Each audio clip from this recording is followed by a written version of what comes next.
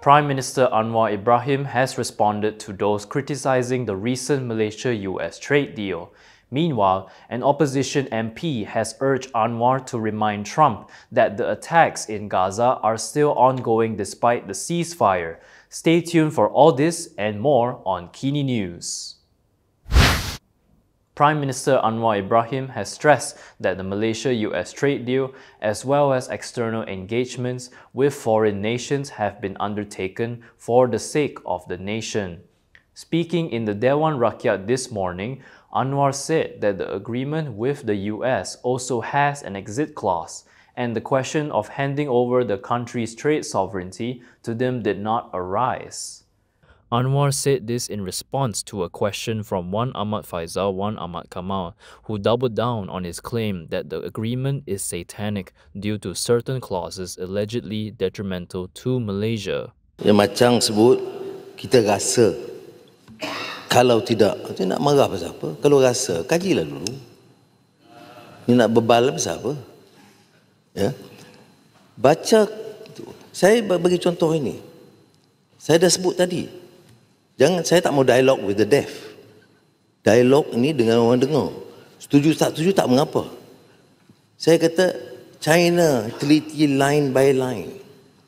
Apakah keputusan semiconductor rare earth itu preclude segitulah membatalkan kemungkinan kerjasama dengan dia? Tidak. Ada situ exit clause, security considerations, the law of the land. Dan bagi kita bagi priority kepada Amerika Syarikat. Hari Isnin kita bagi priority kepada China. Saya akan bagi Selatan Afrika 2 minggu lagi, saya akan bagi priority kepada Selatan Afrika. Apa masalah ni? Sebab tu saya kata baca. Jangan marah saja. Baca dulu, teliti. Exit clause itu, rakan-rakan dalam kabinet, itu tekan dengan serius. An opposition lawmaker has urged Prime Minister Anwar Ibrahim to remind US President Donald Trump that airstrikes by Israeli forces have reportedly continued in Gaza. This is despite a ceasefire deal and promise of a comprehensive solution. Speaking to reporters in Parliament, Kapar MP Dr. Halimah Ali reiterated that she had during debates of Budget 2026 prior to Trump's attendance at the 47th ASEAN Summit delivered a stern message to end killings of Palestinians by Zionist forces. So bila dah ada ceasefire, saya difahamkan masih ada pembantaian oleh pihak Zionis kepada warga Gaza. Jadi di mana ceasefire ini? Inilah orang yang kita tanda tangani, kita welcome dengan begitu welcome sekali berbanding dengan orang lain, orang yang telah membunuhkan wanita, kanak-kanak, doctors, journalists, the press itself, hospital, macam-macam yang dihancurkan. Jadi saya mintalah kepada Perdana Menteri, kok-koklah ada peluang lagi, ingatkan Mr. Trump yang ceasefire tu is not ceasing, is still going on. So saya sangat terkilan lah, ya. Walaupun dikatakan nak jadi hero, peace ataupun keamanan, keselamatan, saya tak yakin. Former Health Minister Khairy Jamaluddin may make a comeback into Umno before the Sabah polls at the end of next month. This is according to a report in Berita Harian. The Daily quoted an anonymous source as saying that Khairy has already received the approval of UMNO's leadership, including its president Ahmad Zahid Hamidi, to rejoin the party. Zahid is said to have personally conveyed his approval to Khairy during the wedding of Perlis UMNO liaison chief Rozabir Abdul Rahman's daughter last Sunday. The source reportedly said that Khairy is also expected to assist in UMNO and BN's campaign in the upcoming Sabah state election. This is because some of the candidates the party plans to field are around Khairy's age and are his political peers. The report said the former Rembau MP is also being considered as a candidate for the 16th general election in Kepala Batas, a seat previously held by former Prime Minister and his father-in-law, the late Abdullah Ahmad Badawi. However, a source said that to date, Umno has yet to receive Khairy's membership application. Khairy, once touted as a potential Umno presidential candidate and a vocal critic of the party's practices, was expelled from the party on January 27, 2023. From now on, you can also listen to KiniNews on Spotify and Apple Podcasts. Scan the QR code on the screen to follow us. Ismanira Abdul Manaf will learn her fate in the case over the death of her 6-year-old autistic son, Zain Ryan Abdul Matin, tomorrow. The Petaling Jaya Sessions Court will decide whether Ismanira is acquitted or convicted of neglect that allegedly led to physical injury to Zain Ryan 2 years ago.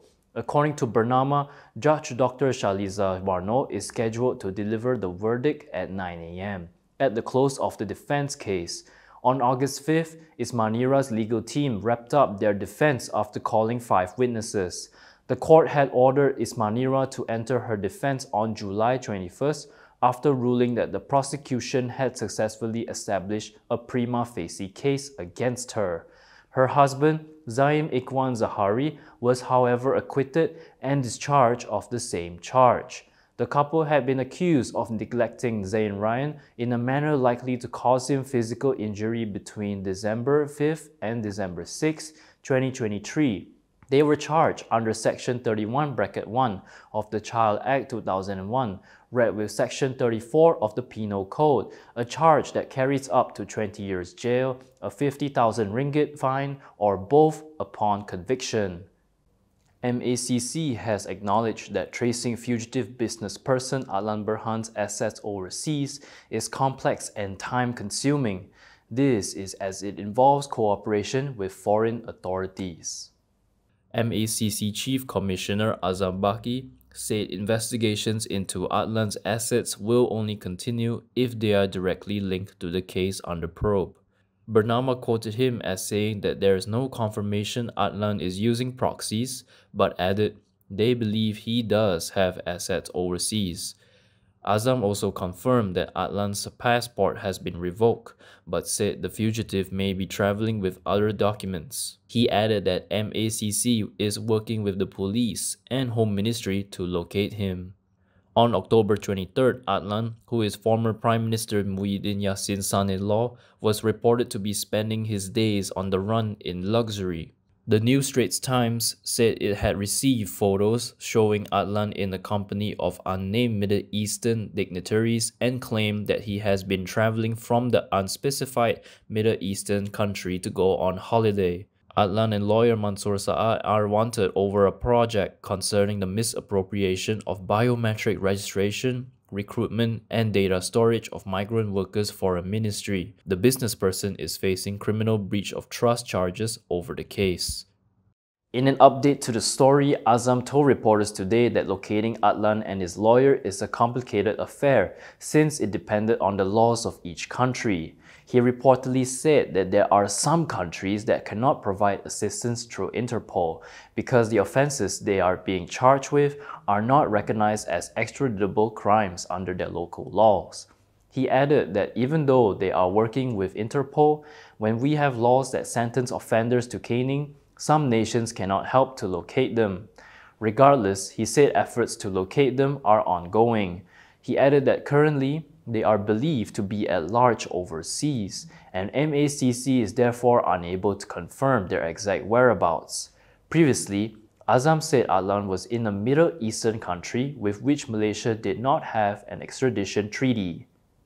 And that is all from me today. For more stories, you can go to kinitv.com. You can also follow us on Instagram, X, YouTube, and Facebook for the latest news updates. I'm John. Thanks for watching.